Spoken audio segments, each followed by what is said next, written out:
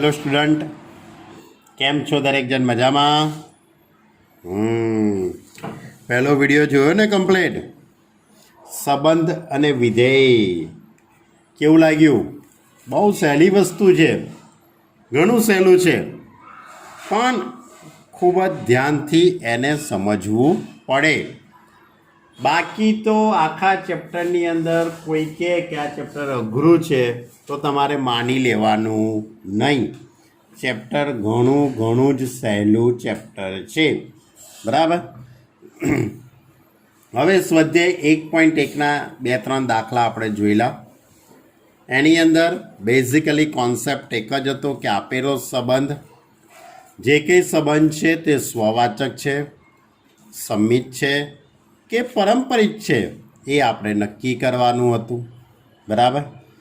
તો સ્વવાચક એટલે તમને ખ્યાલ છે કે સ્વવાચકની અંદર બંને ઘટકો આ રીતે સરખા થવા જોઈએ. એવા પ્રકારની ક્રમયુક્ત જોડો સંબંધ આરમાં આવતી હોય તો આપણે સંબંધ આરને સ્વવાચક સંબંધ છે તેમ કહી શકાય. એના પછી સંમિત સંબંધ, સિમેટ્રિક, એટલે કે ધારો કે A B belongs to R હોય, એટલે એ બી પ્રકારની ક્રમયુક્ત જોડ જો આરમાં આવતી હોય તો બી એ પ્રકારની પણ ક્રમયુક્ત જોડ આરમાં આવવી જોઈએ, તેને સંમિત સંબંધ કહેવાય. ત્યાર પછી પારંપરિક, એનો બી જોડે સંબંધ હોય, બીનો સી જોડે સંબંધ હોય તો એનો સી જોડે સંબંધ બનવો જોઈએ. તો એવા પ્રકારની ક્રમયુક્ત જોડોનું જો સેટિંગ થતું હોય તો સંબંધ આર એ પારંપરિક સંબંધ છે તેમ કહેવાય. તો આની પર આધારિત, આ 3 વસ્તુ પર આધારિત દાખલાઓની વાત કરેલી. એ સિવાય જે સંબંધ આ 3નું પાલન કરે છે તેને સામ્ય સંબંધ કહેવામાં આવે છે. ઓકે, જો લાસ્ટ વિડીયોની અંદર આપણે સ્વાધ્યાય 1.1 એના 4 દાખલાનો અભ્યાસ કરેલો. હવે એમાં 5મો દાખલો લઈએ, સ્વાધ્યાય 1.1નો. રકમ આ રીતે છે: કોઈ ચોક્કસ સમયે એક નગરમાં વસતા મનુષ્યોનો ગણ એ પર વ્યાખ્યાયિત સંબંધ આર છે. એટલે ગણ એની અંદર કોઈ એક ચોક્કસ સમયે વસતા મનુષ્યો, એટલે કોઈ એક સોસાયટીની વાત થતી હોય, કોઈ ગામડાની વાત થતી હોય, બરાબર, એવી કંઈક વાત છે, બરાબર. કોઈ ચોક્કસ સમયે એક નગરમાં વસતા મનુષ્યોનો ગણ એ છે, એની પર વ્યાખ્યાયિત સંબંધ આર છે. એમાં પહેલો દાખલો, પહેલો સંબંધ છે R is equal to x y, કે જ્યાં એક્સ અને વાય એક જ સ્થળે કામ કરે છે. અહીંયા એક્સ અને વાય એટલે મનુષ્ય તમારે વિચારવાનું છે, બરાબર. એક્સ એટલે કોઈ વ્યક્તિનું નામ વિચાર લેવાનું, વાય એટલે બીજી કોઈ વ્યક્તિનું નામ વિચારી લો. એટલે એક્સ અને વાય એ કોઈ વ્યક્તિઓ છે, મનુષ્ય છે, બરાબર. તો એક જ સ્થળે કામ કરે છે, બરાબર. આ બંને વ્યક્તિઓ કોઈ એક જ કંપનીમાં કામ કરતા હોય, કોઈ એક જ દુકાનની અંદર કામ કરે છે, એવી વાત થાય છે. એક જ સ્થળે કામ કરે છે એમ. તો આ સંબંધ સ્વવાચક છે કે નહીં તેની વાત કરીએ. ધારો કે કોઈક મનુષ્ય એક્સ છે, એક્સ એટલે કોઈ વ્યક્તિ ભાઈઓ, બિલોંગ્સ ટુ એ, નગરમાં વસતો કોઈ મનુષ્ય. એક્સ માટે એક્સ અને એક્સ એક જ વ્યક્તિ થવાના. કનુભાઈ અને કનુભાઈ, આ કનુભાઈ છે ને આ કનુભાઈ અને કનુભાઈ એક જ વ્યક્તિ છે, બરાબર. તો એનો અર્થ એવો થયો કહેવાય કે એક્સ અને એક્સ એક જ જગ્યાએ કામ કરે છે, એટલે x x belongs to R, માટે આ સંબંધ આર એ સ્વવાચક થઈ ગયો. પછી બીજા 2 વ્યક્તિઓ લઈએ, કનુભાઈ અને મનુભાઈની વાત કરીએ. કનુભાઈ અને મનુભાઈ વચ્ચેનો સંબંધ, એટલે x Y belongs to R. X અને વાય એક જ જગ્યાએ કામ કરે છે, એટલે કનુભાઈ અને મનુભાઈ એક જ જગ્યાએ કામ કરે છે. હવે એને આપણે ઉલટાવી દઈએ તો વાય અને એક્સ એક જ જગ્યાએ કામ કરે છે. સાચી વાત કહેવાય ને. ધારો કે કનુભાઈ અને મનુભાઈ કોઈ એક કંપનીમાં કામ કરે છે, તો એવું બોલું કે ભાઈ મનુભાઈ અને કનુભાઈ એક જ કંપનીમાં કામ કરે છે, એક જ સરખી વાત થઈ કહેવાય ને, બરાબર. એટલે એક્સ અને વાય એક જ જગ્યાએ કામ કરે છે, તો વાય અને એક્સ પણ એક જ જગ્યાએ કામ કરે છે, એટલે Y x belongs to R. એટલે આ સંબંધ આર એ સંમિત સંબંધ છે. હવે પારંપરિકતાની આપણે વાત કરીએ. X Y belongs to R. X અને વાય એક જ જગ્યાએ કામ કરે છે. Y Z belongs to R. Y અને ઝેડ એક જ જગ્યાએ કામ કરે છે. બરાબર વિચારજો તમે. આ વ્યક્તિ અને આ વ્યક્તિ એક જ જગ્યાએ નોકરી કરે છે. કનુભાઈ અને મનુભાઈ એક જ જગ્યાએ નોકરી કરે છે. મનુભાઈ અને છગનભાઈ એક જ જગ્યાએ નોકરી કરે છે. તો કનુભાઈ ને છગનભાઈ તો એક જ જગ્યાએ નોકરી કરી કહેવાય ને, બધા એક જ જગ્યાએ ભેગા થયા કહેવાય ને. એટલે એક્સ અને ઝેડ એક જ જગ્યાએ કામ કરે છે, એટલે x z belongs to R. માટે આર એ પરંપરિત સંબંધ છે. એટલે કે આપેલો સંબંધ એ સ્વવાચકે છે, સંમિતે છે અને પરંપરિતે છે. ક્લિયર? ઓકે. હવે એમાં બીજો દાખલો છે. R is equal to x y, કે જ્યાં એક્સ અને વાય એક જ વિસ્તારમાં રહે છે. એક જ વિસ્તારમાં રહે છે એટલે આ બંને જણા એક જ સોસાયટીમાં રહેતા હશે, બરાબર છે, એક જ વિસ્તારમાં. એટલે કે આ બંને જણા અમદાવાદની અંદર કૃષ્ણનગરમાં જ રહે છે, આપણે એવું વિચારી લઈએ. તો ધારો કે x belongs to A. X અને એક્સ એક જ વ્યક્તિ છે, એટલે એક્સ અને એક્સ એક જ વિસ્તારમાં રહે છે. વસ્તુ સનાતન સત્ય થઈ, એટલે x x belongs to R. હવે એક્સ અને y belongs to R. X અને વાય એક જ વિસ્તારમાં રહે છે, તો વાય અને એક્સ પણ એક જ વિસ્તારમાં રહે. કનુભાઈ ને મગનભાઈ એક જ સોસાયટીમાં રહેતા હોય, તો મનુભાઈ અને કનુભાઈ, કનુભાઈ અને મનુભાઈ બોલો કે મનુ અને કનુ બોલો, વસ્તુ તો એક જ થઈ ને, એક જ વિસ્તારમાં રહે છે. એટલે Y x belongs to R. માટે આર એ સંમિત સંબંધ થઈ ગયો. હવે પારંપરિકતાની વાત કરું તો x Y belongs to R. X અને વાય એક જ વિસ્તારમાં રહે છે. Y Z belongs to R. તો વાય અને ઝેડ પણ એક જ વિસ્તારમાં રહે છે. તો એક્સ અને ઝેડ એક જ વિસ્તારમાં રહેવાના ને, સમજ્યા કે ના સમજ્યા? આગળના દાખલા જેવું જ છે, બરાબર. કે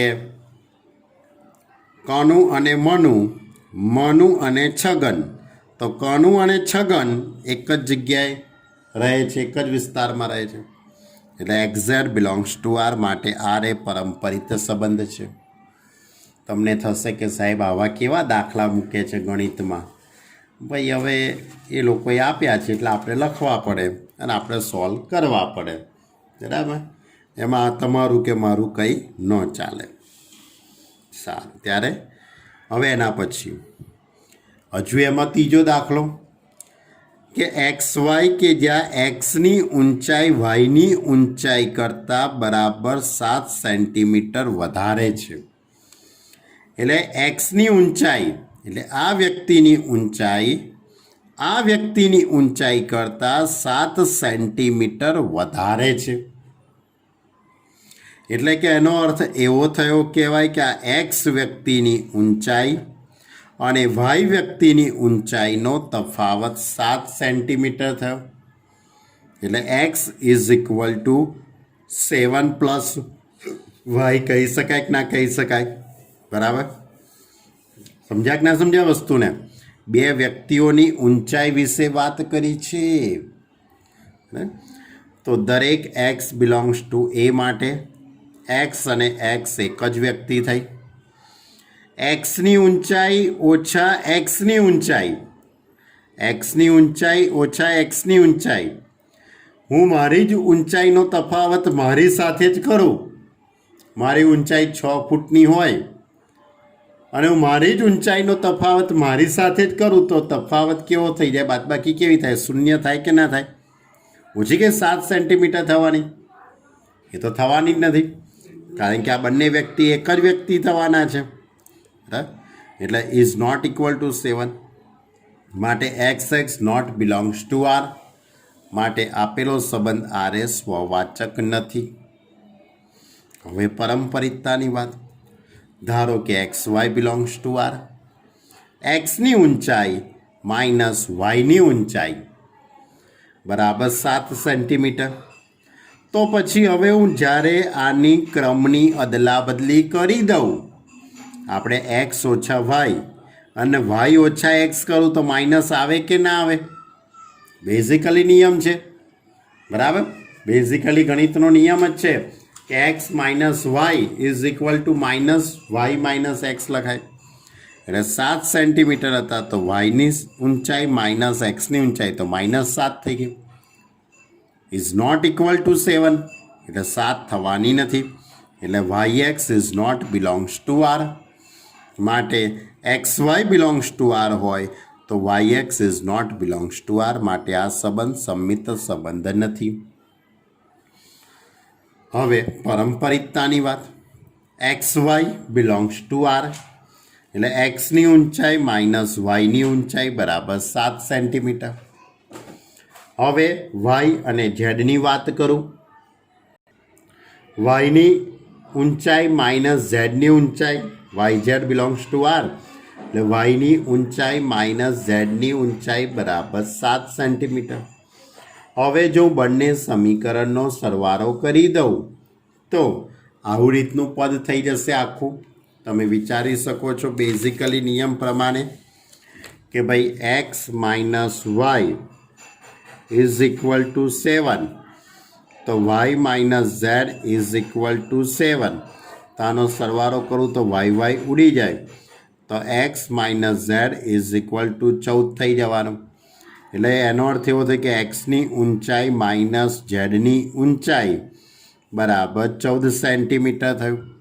is not equal to 7 centimetre. Clear? સમજ્યા કે ના સમજ્યા? એટલે એને એ જ લખેલું છે કે એક્સની ઊંચાઈ માઇનસ ઝેડની ઊંચાઈ is equal to 14 is not equal to 7 centimetre. આ રીતનો લોપ કરેલો છે. એટલે કે X Z is not belongs to R. એટલે આમ X Y belongs to R છે, Y Z belongs to R હોય તો X Z is not belongs to R. માટે આર એ પરંપરિત સંબંધ નથી. બરાબર? જો એટલે કે સંબંધ આર એ પરંપરિત સંબંધ નથી. એટલે કે આ સંબંધ એ એનો અર્થ એવો થયો કે સ્વવાચક કે નથી, સંમિતે નથી અને પરંપરિતે નથી. અને આમે આપણે સીધું લોજિક વિચારી શકીએ કે કોઈ પણ બે વ્યક્તિઓની ઊંચાઈનો તફાવત 7 સેન્ટીમીટર એક્ઝેક્ટ જ 7 સેન્ટીમીટર હોય એવું ના હોય ને, ફેરફાર હોઈ શકે એમાં. જો હવે હજુ એમાં જ એક દાખલો છે. સંબંધ આર એક્સ વાય કે એક્સ એ વાયની પત્ની છે. આ વ્યક્તિ એ આ વ્યક્તિની પત્ની છે. હવે આવો દાખલો બાળકો, બરાબર, કશો વાંધો નહીં, ગભરાયા વગર આપણે લખવાનું. બરાબર? ધારો કે એક્સ બિલોંગ્સ ટુ એ. માટે એક્સ અને એક્સ એક જ વ્યક્તિ છે. વળી કોઈ વ્યક્તિ પોતે પોતાની પત્ની નથી. કોઈ વ્યક્તિ પોતે પોતાની જ પત્ની તો ના જ હોય ને ભાઈ. એટલે કે એક્સ એ એક્સની પત્ની નથી. એટલે દરેક વ્યક્તિ માટે x x not belongs to R. હવે આ સંબંધ સ્વવાચક તો થયો નહીં, તો સંમિતતાની વાત કરી લઉં. ધારો કે x Y belongs to R. X એ વાયની પત્ની છે. આ એક્સ એ વાયની પત્ની છે. ધારો કે આપણે આને કંઈક નામ આપી દઈએ. આ વ્યક્તિ છે, આ કોઈ સ્ત્રી છે, એ વાયની પત્ની છે. બરાબર? એટલે ધારો કે આ ચંપાબેન, હા ચંપા, આ ચંપા એ કનુભાઈની પત્ની છે. તો હવે આને ઊંધું તો કરીએ તો શું થાય જુઓ, તો આ તો શું થઈ ગયો, આનો પતિ થઈ ગયો કહેવાય એ તો ભાઈ, તો વાય એ તો એક્સનો પતિ થઈ ગયો કહેવાય, પત્ની ઓછો થવાનો, એટલે વાય એ એક્સની પત્ની નથી, એટલે કે y x is not belongs to R. બરાબર. ચંપા એ કનુભાઈની પત્ની છે, તો કનુભાઈ એ ચંપાનો પતિ થયો કહેવાય. એ કે રમૂજી રમૂજી વાતો છે ભાઈઓ, કશો વાંધો નહીં, લખવાનું આપણે તો કમ્પ્લીટ. માટે આ સંબંધ સંમિત સંબંધ નથી.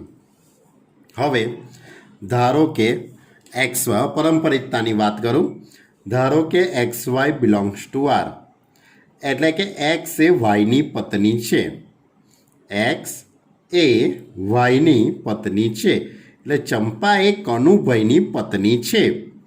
હવે આ શું થયો, વાય એ તો પુરુષ થઈ ગયો. હવે આ પુરુષ એ તો કોઈની પત્ની હોવાનો જ નથી. પુરુષ આ કનુભાઈ એ કોઈની પત્ની તો થવાના નથી ને. તો વાયને અનુરૂપ કોઈ ઘટક ઝેડ આરમાં મળવાનો જ નથી. જો વાયનો ઝેડ જોડે જ જો સંબંધ નહીં બને તો એક્સનો તો ઝેડ જોડે ક્યાંથી થવાનો. એટલે આ સંબંધ છે પારંપરિક નથી. બરાબર. ઓકે, ચલો હજુ એમાં એક પાંચમો દાખલો છે. R is equal to x y, કે જ્યાં એક્સ એ વાયનો પિતા છે, એક્સ એ વાયનો પિતા છે. બરાબર. એટલે કે આ ધારો કે આ હશે ભાઈ, આપણે એક્સ એ વાયનો પિતા છે, એટલે આ કનુભાઈ એ છગનભાઈનો પિતા છે. બરાબર. તો એક્સ અને એક્સ એક જ વ્યક્તિ છે, તો વળી કોઈ વ્યક્તિ પોતે પોતાનો તો પિતા નથી હોવાનો. હું જ મારો પિતા હોઉં એવું તો ના બને ને ભાઈ. બરાબર. તો એક્સ એ એક્સનો પિતા નથી, એટલે x x not belongs to R. માટે સંબંધ આર એ સ્વવાચક નથી. પછી સંમિતતાની વાત, X Y belongs to R, X એ વાયનો પિતા છે, એક્સ એ વાયનો પિતા છે. હવે આનું ઊંધું કરો, આનું ઊંધું કરો તો વાય એ એક્સનો પિતા છે, વાય એ એક્સનો પિતા જો ઊંધું કરો તો કહેવાય ખરું? ના કહેવાય ને. વાય તો શું થવાનો, વાય એ એક્સનો તો પુત્ર કે પુત્રી થવાનો. વાય એ એક્સનો પુત્ર કે પુત્રી છે, વાય એ એક્સનો પિતા નથી. માટે Y X not belongs to R. એટલે આ સંબંધ સંમિતતા ધરાવતો નથી. હવે પારંપરિકતાની વાત, X Y belongs to R, X એ વાયનો પિતા છે, Y Z belongs to R, Y એ ઝેડનો પિતા છે. વિચારજો, એક્સ એ વાયનો પિતા છે, વાય એ ઝેડનો પિતા છે, તો એક્સ એ ઝેડનો શું થવાનો? પિતાનો પિતા થયો. પિતાનો પિતા એટલે કે દાદા થયા, ગ્રાન્ડફાધર કહેવાય. તો બરાબર, એ પિતા તો નથી જ બનવાના, દાદા બન્યા કહેવાય. એ શું થયા કહેવાય? દાદા થયા કહેવાય. બરાબર, ગ્રાન્ડફાધર બન્યા કહેવાય. It is not a possible. એટલે કે એક્સ એ ઝેડનો પિતા નથી, એટલે x Z not belongs to R. એટલે x Y belongs to R તથા Y Z belongs to R હોય તો X Z not belongs to R. માટે આર એ પારંપરિક નથી. આર એ પારંપરિક નથી. એટલે કે આ સંબંધ આર એ સ્વવાચક, સંમિત તથા પારંપરિક નથી. આ હતો પ્રશ્ન નંબર 1ની અંદર આવેલા દાખલા. બોલો કેવા દાખલા હતા, બધા રમૂજી રમૂજી દાખલા હતા ને. બસ તો આવી જ વાર્તાઓ કરતાં કરતાં કરતાં આપણે સ્વાધ્યાય 1.1 પૂરું કરવાનું છે ભાઈ. ચલો ક્વેશ્ચન નંબર 2, સાબિત કરો કે વાસ્તવિક સંખ્યાઓનો ગણ આર પર સંબંધ S is equal to AB such that A less than or equal to B square વડે વ્યાખ્યાયિત સંબંધ એસ સ્વવાચક, સંમિત તથા પરંપરિત પૈકી એક પણ નથી. એટલે આ જે સંબંધ છે એ સ્વવાચકે નથી, સંમિતે નથી અને પરંપરિતે નથી. કોની પર વ્યાખ્યાયિત છે? વાસ્તવિક સંખ્યાઓના ગણ આર પર. વાસ્તવિક સંખ્યાઓના ગણ આર પર આ સંબંધ સ્વવાચકે નથી, સંમિતે નથી અને પરંપરિત પણ નથી. તો પહેલાં હું સ્વવાચકતાની વાત કરું. ધારો કે મેં એ બરાબર 1/2 લીધા. તમારે બીજી કોઈ સંખ્યા લેવી હોય તોય લઈ શકાય, બરાબર. પણ આ તો શું તમને ઝડપથી સમજણ પડે તેવા હેતુસર મેં આ બધી સંખ્યાઓ લીધેલી છે. એ ગ્રેટર દેન એ સ્ક્વેર થાય. એ એટલે 1/2. એનો વર્ગ કરું તો 1/4. તો 1/2 અને 1/4 એ બેમાં મોટું તો 1/2 જ થવાનું. એટલે એ ગ્રેટર દેન એ સ્ક્વેર થાય. એટલે A less than or equal to A square થાય એ સત્ય નથી. માટે પ્રત્યેક વાસ્તવિક સંખ્યા માટે A not belongs to A. બધી જ વાસ્તવિક સંખ્યા માટે સાચું પડવું જોઈએ. એવું નહીં કે ભાઈ 2 છે તો અહીંયા 4 થવાના, 3 છે તો 9, આના માટે સાચું થાય છે. પણ આપણે તો સંબંધ કોની ઉપર છે? વાસ્તવિક સંખ્યાઓના ગણ આર પર છે. એટલે કે દરેક વાસ્તવિક સંખ્યા માટે સાચું થવું જોઈએ, બરાબર. તો દરેક માટે સાચું થતું નથી. માટે આ સંબંધ એસ એ સ્વવાચક નથી. એવી જ પરંપરિતતાની વાત, સ્વવાચકતાની વાત કરું, સંમિતતા. એ બરાબર 2 તથા બી બરાબર 5 લઉં તો 2 less than or equal to 25 થાય કે ના થાય? એટલે A less than or equal to B square સત્ય છે. હવે આને ઉલટાઈ દઉં તો શું 25 ગ્રેટર ધેન એ સાચું કહેવાય? ના કહેવાય ને. એટલે B less than or equal to A square એટલે 5 અને અહીંયા 2નો વર્ગ 4, એવું તો શક્ય થવાનું જ નથી.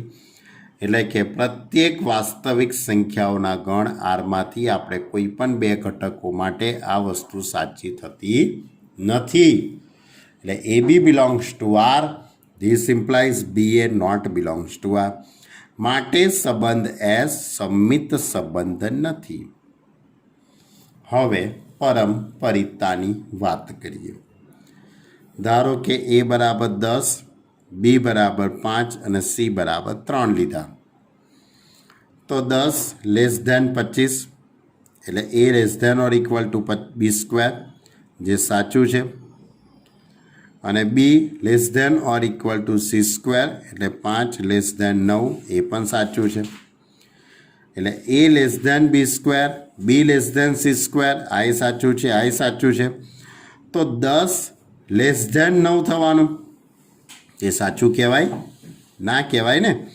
એટલે A less than or equal to C square સત્ય નથી. એટલે A B belongs to S તથા બીસી બિલોંગ્સ ટુ એસ. તો A C is not belongs to S. માટે આ સંબંધ એસ એ પરંપરિત સંબંધ નથી. આમ આપેલ સંબંધ એસ એ સ્વવાચક, સંમિત કે પરંપરિત નથી. ઓકે, ચલો હવે આગળનો દાખલો લઈએ. ક્વેશ્ચન નંબર 3 કે ગણ 1 2 3 4 5 6 આ ગણની અંદર 6 સંખ્યાઓ છે, 6 પ્રાકૃતિક સંખ્યાઓ છે. એની પર વ્યાખ્યાયિત સંબંધ R is equal to A B such that b is equal to A plus 1. B is equal to A plus 1 એ સ્વવાચક, સંમિત અથવા પરંપરિત છે કે નહીં તે ચકાસો. બહુ સહેલો દાખલો છે. કોની પર વ્યાખ્યાયિત છે આપણો સંબંધ? 1 2 3 4 5 6 ઉપર. તો અલગ અલગ કિંમતો લઈને આપેલા સંબંધને ગુણધર્મની રીતમાંથી યાદીની રીતમાં કરવાનો પ્રયત્ન કરું. તો આ ગુણધર્મની રીત છે. બી બરાબર એ પ્લસ 1 એને હું યાદીની રીતમાં રૂપાંતર કરું. પહેલાં એ બરાબર 1 મૂકું તો બી ઇઝ ઇક્વલ ટુ 2. એટલે 1 2 પહેલી જોડ બનશે. એ બરાબર 2 મૂકવામાં આવે, એ બરાબર 2 મૂકી દઉં તો 2 ને 1 3 એટલે 2 3. પછી 3 મૂકું તો 3 ને 1 4 એટલે 3 4. 4 મૂકું તો 4 ને 1 5, 5 મૂકીએ તો 6 એટલે 5 6. તો આ જે સંબંધ ગુણધર્મની રીતમાંથી યાદીની રીતમાં રૂપાંતર કરીએ તો આમાં 5 ક્રમયુક્ત જોડો આવવાની છે. કઈ 5 ક્રમયુક્ત જોડો આવશે? 1 2 2 3 3 4 4 5 અને 5 6. જો એટલે હવે મેં આ સંબંધને ગુણધર્મમાંથી યાદીમાં રૂપાંતર કરી લીધો. હવે આપણે જોઈ લઈએ કે ભાઈ સ્વવાચકતાનું પાલન થાય છે કે નથી થતું, સંમિતતાનું પાલન થાય છે કે નથી થતું, પારંપરિકતાનું પાલન થાય છે કે નથી થતું, એ બધું જોઈ લઈએ. તો 1 2 3 4 5 6 એટલે 1 1 2 2 3 3 4 4 5 5 6 6. આવી ક્રમયુક્ત જોડો સંબંધ આરમાં આવી જોઈએ, પણ એવી કોઈ જોડ એમાં આવતી નથી. એટલે A not belongs to R. માટે આ સંબંધ સ્વવાચક સંબંધ નથી. હવે પારંપરિકતાની, હવે ધારો કે 1 2 belongs to R, 1 2 belongs to R, તો આને ઉલટું કરીએ તો 2 1 થવાનું. એટલે 1 2 બિલોંગ્સ ટુ આર હોય તો 2 1 બિલોંગ્સ ટુ આરમાં હોવું જોઈએ, પણ એ છે નહીં. એટલે કે પ્રત્યેક ક્રમયુક્ત જોડ એ બી બિલોંગ્સ ટુ આર, માટે બી A not belongs to R. માટે આ સંબંધ આર એ સંમિત સંબંધ નથી. હવે પારંપરિકતા, 1 નો 2 જોડે સંબંધ, 2 નો 3 જોડે સંબંધ છે, 1 નો 2 જોડે, 2 નો 3 જોડે, પણ 1 નો 3 જોડે સંબંધ બનતો નથી. એટલે કે પ્રત્યેક A B belongs to R માટે B is equal to A plus 1, માટે B minus A is equal to 1. B C belongs to R એટલે C is equal to B plus 1. B આ બાજુ આવશે એટલે C minus B is equal to 1. હવે આ સમીકરણ અને આ સમીકરણ, આ બંને સમીકરણનો આપણે લોપ કરી કાઢીએ તો બી માઇનસ એ પ્લસ સી માઇનસ બી, તો અહીંયાથી બી બી ઉડી જશે. એટલે કે C minus A belongs two C minus A is equal to 2 થઈ જશે. ઇઝ ઇક્વલ ટુ કેટલા થઈ જશે? 2, પણ 1 થવાના નથી. એટલે is not belongs to R. એટલે કે આ સંબંધ એ પારંપરિક સંબંધ નથી. એટલે આ સંબંધ સ્વવાચકે નથી, સંમિતે નથી અને પારંપરિક પણ નથી. ઓકે, આ તો આપણો પ્રશ્ન નંબર 3. કયો હતો? Question number 3.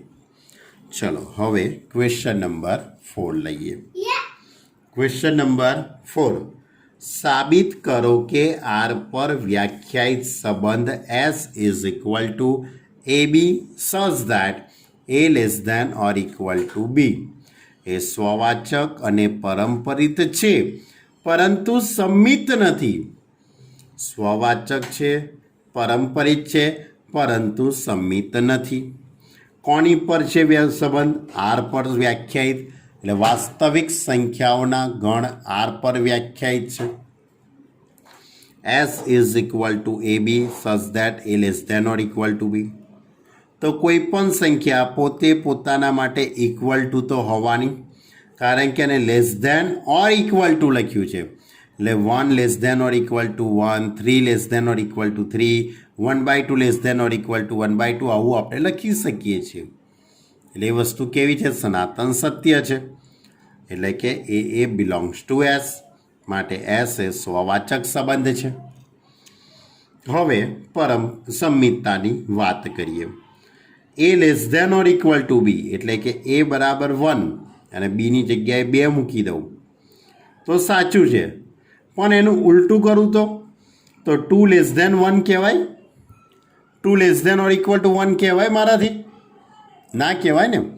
એટલે કે A less than or equal to B સત્ય છે, પરંતુ B less than or equal to A સત્ય નથી. એટલે A B belongs to S તો B A not belongs to S, માટે એસ એ સંમિત સંબંધ નથી. હવે પારંપરિકતાની વાત કરું તો A B belongs to S એટલે A less than or equal to B, તથા B C belongs to S B less than or equal to C. A less than or equal to B B less than or equal to C. B મોટા છે એ કરતાં, C એ બી કરતાં મોટા છે, તો C એ કરતાં તો મોટા થવાના જ ને. સમજ્યા કે ના સમજ્યા? બી છે તે એ કરતાં મોટો છે, સી એ બી કરતાં મોટો છે, તો સી એ કરતાં તો મોટો થઈ ગયો એટલે A C belongs to S. માટે આ સંબંધ એસ એ પારંપરિક છે એટલે આ સંબંધ એ સંમિતે છે, સ્વવાચક એ છે, સંમિત નથી, મારી ભૂલ થઈ, સંમિત નથી, સ્વવાચક અને પારંપરિક છે પરંતુ સંમિત નથી. ક્લિયર? તો કયો દાખલો હતો ભાઈ? Question number 4. જો હવે આગળનો દાખલો લઈએ. Question number 5. આર પર વ્યાખ્યાયિત સંબંધ S is equal to A B such that A less than or equal to B cube. A less than or equal to B cube સ્વવાચક, સંમિત અથવા પારંપરિક છે કે નહીં તે ચકાસો. આમાં A less than or equal to B cube એવી વાત કરી છે. તો પહેલાં આપણે જોઈ લઈએ. એ બરાબર 1/2 લઈએ તો એની 3 ઘાત 1/8 થઈ જવાની. તો 1/2 અને 1/8 તેમાં 1/2 મોટા થાય, 1/8 મોટા થવાના નથી. એટલે કે A less than or equal to 1/8 એ શક્ય નહીં થાય. એટલે A less than or equal to A cube એ સાચું નથી. એટલે A not belongs to S એટલે આ સંબંધ એસ એ સ્વવાચક નથી. બરાબર? હવે સંમિતતાની વાત કરીએ આપણે. કોની વાત કરીએ બાળકો? સંમિતતાની. તો એ બરાબર 1 અને બી બરાબર 2 લેવામાં આવે તો 1 less than or equal to 8 એ સત્ય છે, પરંતુ B less than or equal to A cube એ સાચું નથી. એ તો ના જ હોય ને સાચું. બરાબર? એટલે એ વસ્તુ શક્ય બનતી નથી, કારણ કે અહીંયા 2 હોય ને અહીંયા 1 હોય, એ તો સાચું ના જ હોય. એટલે કે A B belongs to S, this implies B A not belongs to S. માટે આ સંબંધ એસ એ સંમિત સંબંધ નથી. એટલે આ સંબંધ એસ એ સંમિત નથી. હવે પારંપરિકતાની વાત કરું. A is equal to 10, B is equal to 3 અને સી ઇઝ ઇક્વલ ટુ 2 લઉં તો 10 less than or equal to 3 ની 3 ઘાત એટલે 27, તથા 3 less than or equal to 2 ની 3 ઘાત એટલે 3 less than or equal to 8 એટલે 10 લેસ ધેન 27, 3 લેસ ધેન 8. તો 10 લેસ ધેન 8 થવાના ના થાય ને. એટલે A B belongs to S તો A less than or equal to B cube. B C belongs to S તો B less than or equal to C cube. તો A less than or equal to C cube એ શક્ય બનતું નથી. એટલે 10 belongs 10 3 belongs to S, 3 2 belongs to S, પણ 10 2 is not belongs to S. એટલે આ સંબંધ એસ એ પારંપરિક સંબંધ નથી. એટલે આમ સંબંધ એસ એ સ્વવાચક, સંમિત અને પારંપરિક નથી. ક્લિયર? એટલે આ તો આપણો ક્વેશ્ચન નંબર 5. પારંપરિકતા, સંમિતતા અને સ્વવાચક એ 3 વાતો છે. ખાલી બદલાય છે શું? સંબંધો બદલાય છે. શું બદલાય છે? સંબંધો બદલાય છે. મેથડ તો એની એ જ છે. ચલો છઠ્ઠો દાખલો. દાખલા નંબર 6. સાબિત કરો કે ગણ 1 2 3 પર વ્યાખ્યાયિત સંબંધ આર ઇઝ ઇક્વલ ટુ 1 2 અને 2 1 સંમિત છે પરંતુ સ્વવાચક કે પરંપરિત નથી. આ 1 2 3 ત્રણ જ ઘટકો છે. આ ત્રણ ઘટક ઉપર આધારિત અહીંયા તમને સંબંધ આપેલો છે. સંબંધમાં બે જ ક્રમયુક્ત જોડો છે. કેટલી ક્રમયુક્ત જોડો છે? માત્ર બે જ, 1 2 અને 2 1. હવે પ્રત્યેક એ બિલોંગ્સ ટુ એ માટે A not belongs to R. 1 1 આવવું જોઈએ, આમાં 2 2 આવવું જોઈએ, 3 3 આવવું જોઈએ, પણ એવું કંઈ આવતું નથી. એટલે આ સંબંધ એ સ્વવાચક નથી. હવે A B belongs to R, this implies B A belongs to R. 1 2 છે તેનું ઉલટું 2 1 છે અંદર, 2 1 છે એનું ઉલટું 1 2 એ પણ છે અંદર. એટલે કે 1 2 બિલોંગ્સ ટુ આર તથા 2 1 બિલોંગ, અચ્છા અહીંયા સંમિત થયો, પરંતુ એકનો બે જોડે સંબંધ, બેનો એક જોડે, તો એકનો એક જોડે સંબંધ થવો જોઈએ, પણ અહીંયા થતો નથી. એટલે આ સંબંધ એ પરંપરિતતાનું પણ પાલન કરતો નથી. એટલે A B belongs to R તથા બીસી બિલોંગ્સ ટુ આર, તો એસી બિલોંગ્સ ટુ આર થાય એ શક્ય નથી. ક્લિયર? ઘણો નાનો દાખલો હતો આ. ચલો બીજો એક દાખલો લઈ લઈએ. Question number 7. સાબિત કરો કે કોલેજના ગ્રંથાલયના બધા જ પુસ્તકોનો ગણ એ પર વ્યાખ્યાયિત સંબંધ R is equal to x y, કે જ્યાં એક્સ અને વાયના પૃષ્ઠોની સંખ્યા સમાન છે. પૃષ્ઠોની સંખ્યા એટલે કે પેજ, પાના, બરાબર? શુદ્ધ ગુજરાતી થાય પાના. તો સામ્ય સંબંધ છે તેવું સાબિત કરવાનું છે. સામ્ય સંબંધ જો મારે સાબિત કરવો હોય તો આ સંબંધ એ સ્વવાચકે બનવો જોઈએ, સંમિતે થવો જોઈએ અને પરંપરિતતાનું પણ પાલન કરતો હોવો જોઈએ. હવે કેપિટલ એ એટલે ગણ એ કોલેજના ગ્રંથાલયના બધા જ પુસ્તકો, એટલે કોલેજની અંદર જે લાઇબ્રેરી હશે, લાઇબ્રેરીની અંદર રહેલા તમામ પુસ્તકો.